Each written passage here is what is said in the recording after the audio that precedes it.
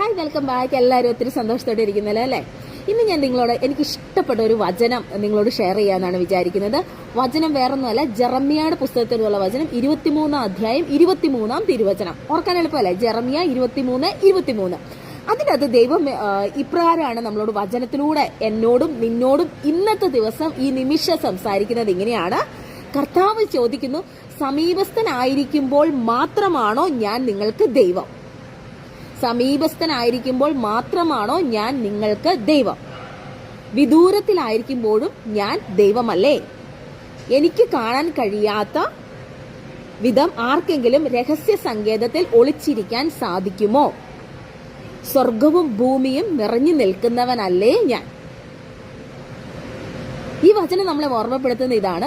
നീ ഇപ്പൊ എന്തെങ്കിലും കാര്യത്തിന് വിഷമിക്കുന്നോ, സങ്കടപ്പെടുന്നോ, അല്ലെങ്കിൽ നിരാശപ്പെടുന്നോ, ആരെങ്കിലും മറ്റുള്ളവർ നിന്നെ കുറ്റപ്പെടുത്തുകയോ വേദനിപ്പിക്കുകയോ അല്ലെങ്കിൽ ചെയ്യാത്ത കാര്യത്തിനൊക്കെ നീ കുറ്റപ്പെടുത്തലുകളൊക്കെ എടുത്തുകൊണ്ട് ഈ നിമിഷം ഈ ഭൂമിയിലായിരിക്കുന്നെങ്കിൽ ഈശോ നിന്നോട് പറയുന്നതാണ്, നീ പള്ളിയിലായിരിക്കുമ്പോഴും അല്ലെങ്കിൽ നീ പ്രാർത്ഥിച്ചുകൊണ്ടിരിക്കുമ്പോൾ അല്ലെങ്കിൽ സന്തോഷമായിരിക്കുമ്പോൾ മാത്രമല്ല ഞാൻ നിന്റെ കൂടെ ഉള്ളത്. നിന്റെ ഏത് അവസ്ഥയിലും കൂടെ ഉള്ളവനാണ് ഞാൻ.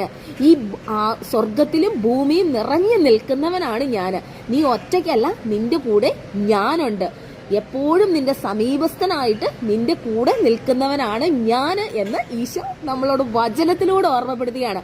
അപ്പൊ മറക്കണ്ട, ജെറമ്യയുടെ പുസ്തകം 23 അധ്യായം 23 തിരുവചനം. കർത്താവ് നിന്റെ കൂടെ എപ്പോഴും ഉണ്ട്. ഭയപ്പെടേണ്ട.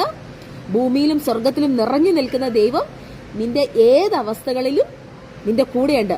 അപ്പം കണ്ണീരുകളും സങ്കടങ്ങളോ വിഷമങ്ങളോ എന്തെങ്കിലും ആകുലതകളോ ഒക്കെ ഉണ്ടെങ്കിൽ അതൊക്കെ കളഞ്ഞോളൂ. നിന്റെ കൂടെ നടക്കുന്ന ഈശോ നിന്റെ കൈ പിടിച്ച് നടത്തിക്കോളും.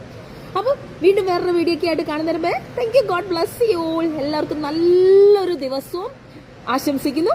ഒത്തിരി സന്തോഷത്തോടെ ആയിരിക്കാനായിട്ടും ഒത്തിരി ഉയരങ്ങളിലേക്ക് നിങ്ങൾ എത്താനായിട്ടും നിങ്ങൾ ആഗ്രഹിക്കുന്ന കാര്യങ്ങളൊക്കെ നടക്കുവാനൊക്കെ ആയിട്ട് ദൈവം നിങ്ങളെ സഹായിക്കട്ടെ. Thank you. God bless you all.